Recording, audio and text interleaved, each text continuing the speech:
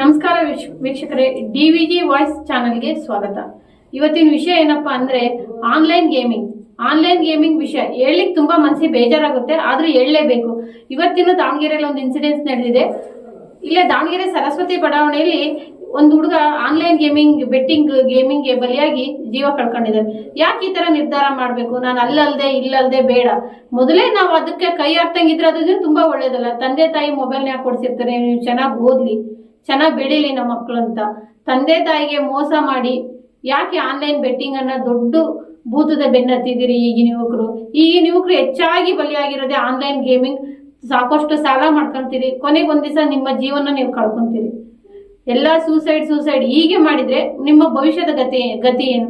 ಮುಂದಿನ ಭವ್ಯ ಭಾರತದ ಪ್ರಜೆಗಳಾಗಬೇಕಾಗಿರೋ ನೀವು ಈ ತರ ಒಂದು ಯಾರೋ ಕಾಣದ ಕೈಗಳು ಎಲ್ಲೋ ಕುತ್ಕೊಂಡು ಒಂದು ಆ್ಯಪ್ ಅನ್ನ ಡೌನ್ಲೋಡ್ ಮಾಡಿರ್ತಾರೆ, ಒಂದು ಗೇಮ್ ಅನ್ನ ಡೌನ್ಲೋಡ್ ಮಾಡ್ತಾರೆ.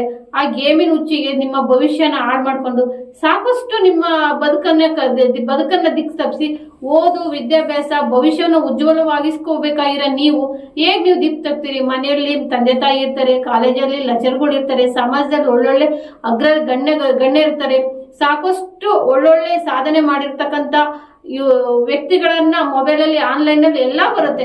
ಅದನ್ನ ಬಿಟ್ಟು ನೀವು ಮೋಜು ಮಸ್ತಿ ಜೂಜಿಗೆ ಯಾಕೆ ಮೊಬೈಲ್ ಅನ್ನ ಬಳಸ್ತೀರಿ? ನಿಮಗೆ ಇದನ್ನ ಪ್ರೋತ್ಸಾಹ ಹೇಗ್ ಬರುತ್ತೆ? ನಿಮ್ಮ ಮನಸ್ಸಲ್ಲಿ ಹೇಗ್ ಬರುತ್ತೆ ನಾವು ಇದರಿಂದನೇ ಚೆನ್ನಾಗಾಗ್ತೀವಿ ಅಂತ? ಓದಿ ವಿದ್ಯಾಭ್ಯಾಸ ಮಾಡಿ ಇವತ್ತು ಅತಿ ಎತ್ತರದ ಸ್ಥಾನದಲ್ಲಿ ಎಷ್ಟೋ ಜನರ ಉದಾಹರಣೆ ಇದೆ. ಈ ಮೊಬೈಲ್ ಅಲ್ಲಿ ಯಾವತ್ತಾದ್ರೂ ನೀವು ನೋಡಿದೀರಾ? ಆನ್ಲೈನ್ ಅಲ್ಲಿ ಗೇಮ್ ಆಡಿ ತುಂಬಾ ಎತ್ತರಕ್ಕೆ ಬೆಳೆದಿರ ಯಾವ ಒಬ್ಬ ವ್ಯಕ್ತಿ ಉದಾಹರಣೆ ನೀವು ಕೊಡ್ಲಿಕ್ಕಾಗುತ್ತಾ?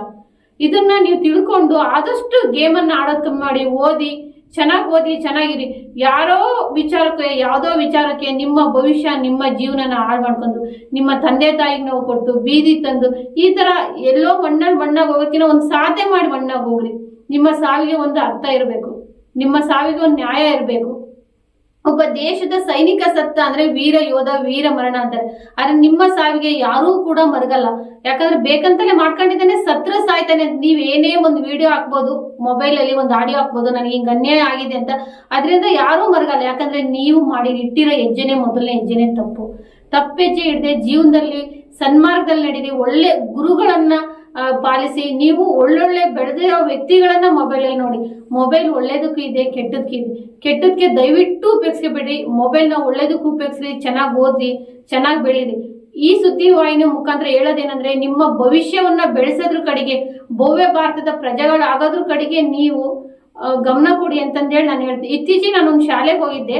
ಆ ಶಾಲೆಯಲ್ಲಿ ಒಂದು ಕ್ವಶನ್ ಕೇಳಿದ್ರು ಲೆಕ್ಚರ್. ನೀವೇನು ಮಕ್ಕಳಿಗೆ ಕೇಳಿದ ಕ್ವಶನ್, ನೀವೇನು? ನಾವು ಒಂದು ಮಗು ಎದ್ದು ಹೇಳ್ತು, ನಾನು ಭವ್ಯ ಭಾರತದ ಮುಂದಿನ ಪ್ರಜೆ ಅಂತ. ಹೌದಲ್ವಾ? ನೀವೊಂದು ದೇಶ ಕಟ್ಟೋಗ್ತಕ್ಕಂಥ ಪ್ರಜೆ. ನೀವು ನಮ್ಮ ದೇಶ ಕಟ್ಟಬೇಕೆ ಹೊರತು ಯಾವ್ದೋ ಗೇಮನ್ನ ಸಾಲದ ಗುಡ್ಡೆ ಕಟ್ಟಿಗೆಂದು ಜೀವ ತಕ್ಕಬಾರ್ದು. ದಯವಿಟ್ಟು ಈ ಆನ್ಲೈನ್ ಗೇಮಿಂದ ಹೊರಗೆ ಬರ್ರಿ. ಸರ್ಕಾರನು ಕೂಡ ಆದಷ್ಟು ಬೇಗ ಈ ಆನ್ಲೈನ್ ಗೇಮನ್ನ ಬ್ಯಾನ್ ಮಾಡೋದ್ರ ಕಡೆಗೆ ಗಮನ ಕೊಟ್ಟು ನಮ್ಮ ಯುವಕರನ್ನ ಉಳಿಸೋದ್ರ ಕಡೆಗೆ ಗಮನ ಕೊಡಿ ಅಂತ ನಮ್ಮ ಈ ವಾಹಿನಿ ಮುಖಾಂತರ ನಾವು ಸರ್ಕಾರಕ್ಕೂ ಮನವಿ ಮಾಡ್ಕೊಳ್ತೀವಿ. ಯುವಕರಲ್ಲೂ ಕೂಡ ನಾನು ಬೇಡ್ಕೊಳ್ತೀನಿ, ದಯವಿಟ್ಟು ಈ ಗೇಮಿಂದ ಹೊರಗೆ ಬಂದು ಓದು, ವಿದ್ಯಾಭ್ಯಾಸದ ಕಡೆ ಗಮನ ಕೊಡಿ.